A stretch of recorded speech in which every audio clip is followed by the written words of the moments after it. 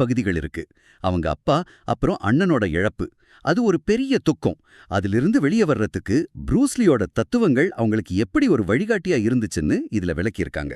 ம் நம்மளோட நோக்கம் என்னன்னா, இந்த தத்துவங்களை சும்மா படிக்கிறது மட்டும் இல்ல, கஷ்டமான நேரத்துல அது எப்படி பயன்படுத்தலாம், வாழ்க்கை போற போக்குல அதோட சேர்ந்து எப்படி பயணிக்கலாம்னு இதுல இருக்கிற நடைமுறை வழிகளை புரிஞ்சுக்கிறது தான். சரி, ஆரம்பிக்கலாமா? நிச்சயமா. இதுல ஒரு ஒரு சுவாரஸ்யமான விஷயம் என்னன்னா, இது ஏதோ தத்துவ வகுப்பு மாதிரி இருக்காது. ஆமா. இது ஷானன் லீயோட சொந்த கதை. அவங்க வாழ்க்கையில பட்ட கஷ்டங்கள் வழியா அவங்க அப்பாவோட வார்த்தைகளை பார்க்கும்போது அதுக்கு ஒரு தனிப்பட்ட ஆழமான அர்த்தம் கிடைக்குது. வெறும் வார்த்தைகளா இல்லாம ஒரு உயிருள்ள வழிகாட்டியா மாறுது. கரெக்ட். ஷானன் லீயோட கதை தொடக்கமே ரொம்ப தீவிரமா இருக்கு. அவங்க ஒரு விரக்தியோட உச்சகட்டத்துல இருந்ததா சொல்றாங்க. ம் எனக்கு உதவுங்க, என்னால இப்படி வாழ முடியாது, ப்ளீஸ் ஹெல்ப் பண்ணுங்கன்னு தனப்படியே திரும்ப திரும்ப சொல்லிக்கிட்டதா எழுதுறாங்க. அந்த ஒரு இருண்ட நேரத்துல தான் அவங்க அப்பாவோட வார்த்தைகள் ஒரு சின்ன ஒலிக்கீற்று மாதிரி வந்திருக்கு. ஆமா, குழப்பத்தோட நடுவுல தான் வாய்ப்பு இருக்கு அப்படின்னு ப்ரூஸ்லியோட மேற்போல அவங்க குறிப்பிடுறாங்க. யோசிச்சு பாருங்க, பொதுவா நமக்கு ஒரு வழி வந்தா என்ன பண்ணுவோம்? அதை எப்படியாவது மறக்க பாப்போம், இல்லனா அது நம்ம கிட்ட இருந்து போயிடணும்னு நினைப்போம். அதேதான். ஆனா ப்ரூஸ்லியோட வழி வேற. அவர் சொல்றாரு, நோயோட உங்களை இருக்க விடுங்க, அதோட இருங்க, அதோட ஒரு தோழமை வச்சுக்கோங்க, அதிலிருந்து விடுபட இதுதான் வழி. இது கேட்கவே வித்தியாசமா இருக்கு. வலியை எதிர்த்து போராடாம அதோட தோழமை வச்சுக்கிறது எப்படி? அதுதான் விஷயமே. வலியை எதிர்த்து போராடும்போது நாம நம்ம சக்திய வீணாக்குறோம். ஆனா அதோட அமைதியா உட்காரும்போது அது நமக்கு என்ன சொல்ல வருதுன்னு கவனிக்க ஆரம்பிக்கிறோம். வலிய ஒரு எதிரியா பார்க்காம ஒரு ஆசிரியரா பார்க்கறது. சரியா சொன்னீங்க. ஷானன்லியும் அதான் சொல்றாங்க. வாழ்க்கையை எதிர்த்து நிக்கிறத விட்டுட்டு உள்நோக்கி பார்க்க ஆரம்பிச்சேன். என் துக்கத்தோட உட்கார்ந்து அது எனக்கு வாழ கத்துக் கொடுக்க அனுமதிச்சேன்னு சொல்றாங்க. ப்ரூஸ்லி இதுக்கு ஒரு அருமையான உதாரணம் சொல்றதா ஷானன் எழுதுறாங்களே, அந்த மழை உவமை. ஆமா, கஷ்டங்கள் உங்களை உயர் மட்டங்களுக்கு அதிர்ச்சி அடையச் செய்யும். அது ஒரு கனமழையை போன்றது. ரொம்ப மூர்க்கமா இருக்கும். ஆனா அதுக்கு பிறகுதான் எல்லா செடிகளும் வளரும். புயலுக்கு அப்புறம்தான் அமைதிங்கிற மாதிரி. அதேதான். அந்த புயல் அடிச்சு ஓஞ்ச பிறகுதான் தரை எவ்வளவு வளமா இருக்குன்னு நமக்கு தெரியும். ஷானன்லியும் அந்த புயலை கடந்த பிறகுதான் ஒரு புதிய வாழ்க்கை துளிர் விடுவதை உணர்ந்திருக்காங்க. இந்த மாதிரி ஒரு புயல்ல மாட்டிக்கும்போது வெளியே வர்றதுக்கு ஒரு வழிகாட்டி தேவைப்படுது. வெறும் தத்துவம் மட்டும் பத்தாது. ஷானன்லி சொல்றபடி ப்ரூஸ்லி அதுக்கும் ஒரு கருவிப்பெட்டியை வச்சிருந்தார் இல்லையா? நிச்சயமா. அதுதான் பௌத்த மதத்தோட 8 வழி பாதைய அவர் தனக்கே உரிய பாணியில மாத்துனது. இது ஏதோ மத சம்பந்தப்பட்டதுன்னு நினைக்க வேண்டாம். இது ஒரு மனநில வழிகாட்டி மாதிரி. ஆமா, ஒரு பிராக்டிக்கல் கைடு. ஒவ்வொரு படியும் ப்ரூஸ்லி எப்படி சுருக்கமா சொல்றாரு, ஷானன்லி அதை எப்படி தன்னோட அனுபவத்துல விளக்குறாங்கன்னு பார்க்கலாம். இது உங்களுக்கு ஒரு முழுமையான பார்வையை கொடுக்கும். சரி, முதல் படி சரியான பார்வை, ரைட் வியூ. ப்ரூஸ்லி ரொம்ப நேரடியா என்ன தப்புன்னு நீங்க தெளிவா பார்க்கணும்னு சொல்றாரு. ஆமா, ஆனா ஷானன்லி அதுக்கு ஒரு உணர்வுபூர்வமான விளக்கத்தை கொடுக்கறாங்க. அதாவது உங்க உணர்வுகளை நீங்க முதல்ல உணரணும். அதான் அடையாளம் காணணும். சோகம், கோபம், தனிமை, அது எதுவா இருந்தாலும். கரெக்ட். நம்மள பலரும் சோகமா இருந்தா கூட இல்ல நான் நல்லாதான் இருக்கேன்னு சொல்லுவோம். ஆனா பிரச்சனை என்னன்னு ஒத்துக்கிட்டா மட்டும்தான் அதை சரி செய்ய முடியும். இதுதான் முதல் படி. ஓகே, அடுத்தது சரியான நோக்கம், ரைட் பர்பஸ்.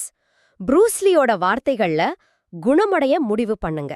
இது ஒரு தீர்மானம் மாதிரி. போதும், இனிமே நான் இப்படி இருக்க போறதில்லைன்னு நமக்கு நாமே சொல்லிக்கிறது.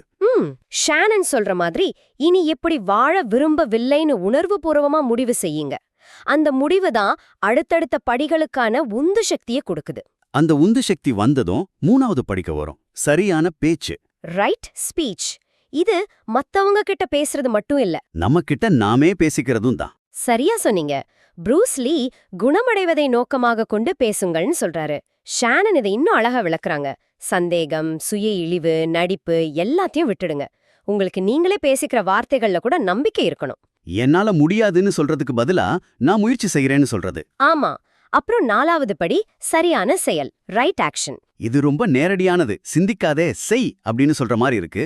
ஆனா துக்கத்துல இருக்கும்போது செயல்படுறது தானே ரொம்ப கஷ்டம். நிச்சயமா. அதனாலதான் ஷானன் இத கருவிகளை வெளியே எடுத்து வேலையை தொடங்குங்கள்னு சொல்றாங்க.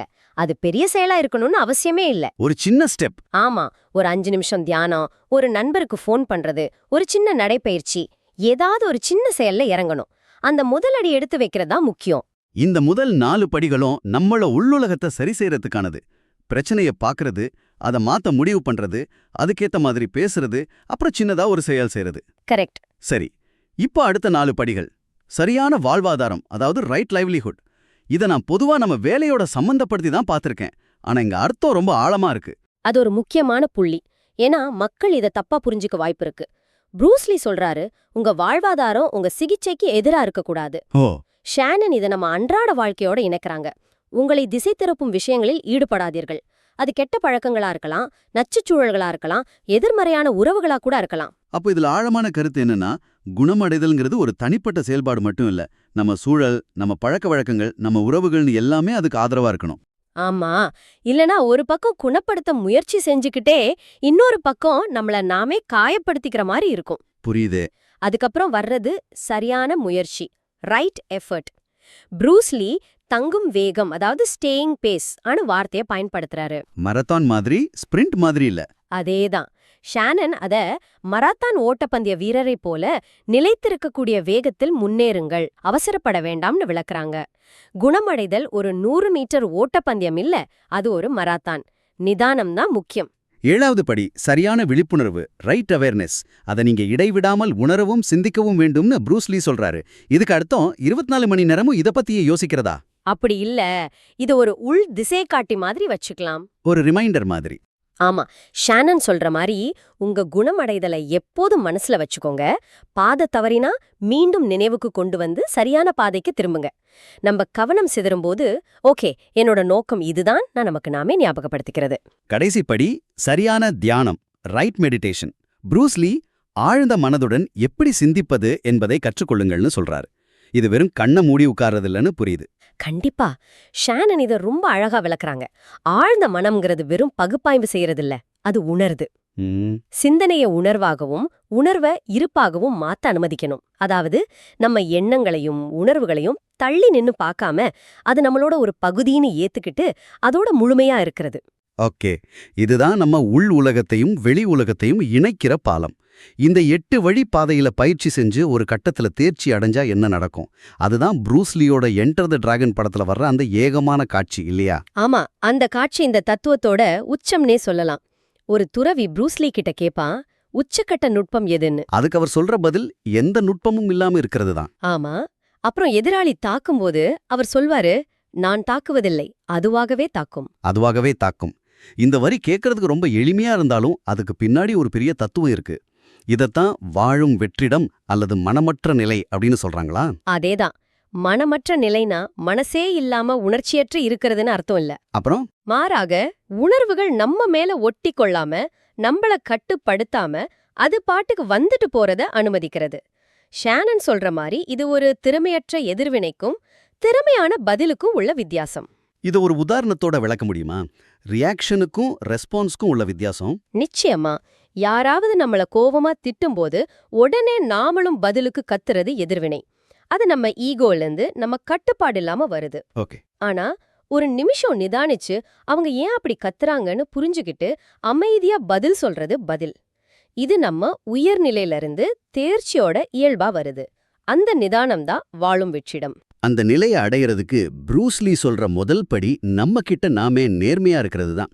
ஒருத்தன் தன்னைத்தானே ஏமாத்திக்காம நேர்மையா வெளிப்படுத்துறது நண்பரே, அது ரொம்ப கஷ்டமான காரியம் அன்ன அவரோட மேற்கோளை ஷானன் குறிப்பிடுறாங்க. இது ரொம்ப உண்மை. அந்த நேர்மை வந்தா அடுத்ததா நம்ம மனத்தடைகளை அகற்ற முடியும். Psychic hindrances. ஆமா, இந்த மனத்தடைகள்னா என்ன? நம்மளோட இயல்பான ஓட்டத்தை தடுக்கிற எது வேணும்னாலும் இருக்கலாம். ஒரு பழைய நம்பிக்கை, ஒரு பயம், ஒரு கெட்ட பழக்கம். இதையெல்லாம் நம்ம அடையாளம் கண்டு நீக்கும் போதுதான் நம்ம யோசிக்கிறத நிறுத்திட்டு இயல்பா செயல்பட ஆரம்பிக்கிறோம். ப்ரூஸ்லி சொல்றாரு, நீங்க கத்துக்கிட்ட அறிவும் திறமையும் கடைசியில மறக்கப்படணும். அப்பதான் நீங்க எந்த தடையும் இல்லாம வெற்றிடத்துல மிதக்க முடியும். சரி, இந்த வெற்றிடத்தில் மிதக்கும் நிலையை அடையறதுக்கு ஒரு பாதை இருக்கா? அதுதான் ப்ரூஸ்லி உருவாக்குன வளர்ச்சியின் 4 நிலைகள்ங்கிற கருத்தா? கரெக்ட். இது ஒரு தொடக்க நிலையாளர் எப்படி ஒரு மாஸ்டரா மாறுறாருங்கிற பயணம். இத தற்காப்பு கலையில ஒரு குத்து, ஒரு பஞ்ச் ஆன உதாரணத்தை வச்சு ரொம்ப எளிமையா புரிஞ்சுக்கலாம். முதல் நிலை சார்பு நிலை, பார்ஷியாலிட்டி. இது ஒரு புதுசா கத்துக்க வரவங்களோட நிலை. ஒரு குத்துனா சும்மா கையை நீட்டுறது. அதுல நுட்பமோ சக்தியோ திறமையோ இருக்காது. வாழ்க்கையில பார்த்தா இது எந்த விழிப்புணர்வும் இல்லாம செயல்படுறது. விஷயங்களை நல்லது கெட்டதுன்னு ரொம்ப குறுகிய கண்ணோட்டத்துல பாக்குறது. இதோட சின்னம் உடைந்த, ஒன்னோட ஒன்னு தொடர்பில்லாத இன் யாங். ஆமா. அடுத்ததா 2வது நிலை, நெகிழ்வுத்தன்மை, ஃப்ளூயிடிட்டி. இங்கதான் நாம நிஜமாவே கத்துக்க ஆரம்பிக்கிறோம். இப்போ ஒரு குத்துங்கிறது சும்மா கையை நீட்டுறதில்ல. இல்ல, அதுல உடம்போட ஒவ்வொரு பாகமும் மூச்சு, கவனம், புலன்கள்னு எல்லாமே சம்பந்தப்பட்டிருக்குன்னு உணர்றோம். மணிக்கணக்கா பயிற்சி செஞ்சு அந்த திறமைய வளர்த்துக்கிறோம். வாழ்க்கையில இது சுய முன்னேற்றத்துல ஈடுபடுற கட்டம். நம்ம தவறுகளை ஒத்துக்கிறது, மத்தவங்க கிட்ட கருணையா இருக்கிறது. ஏன்னா நம்மளோட குறைகள் நமக்கு தெரியும் போதுதான் மத்தவங்களோட குறைகளையும் நம்மளால புரிஞ்சுக்க முடியும். அருமையா சொன்னீங்க. இந்த நிலையோட சின்னம் அம்புக்குறிகளால் சூழப்பட்ட முழுமையான yin yang. இது நிரந்தரமான இயக்கம், கற்றல், சமநிலைன்னு எல்லாத்தையும் குறிக்குது.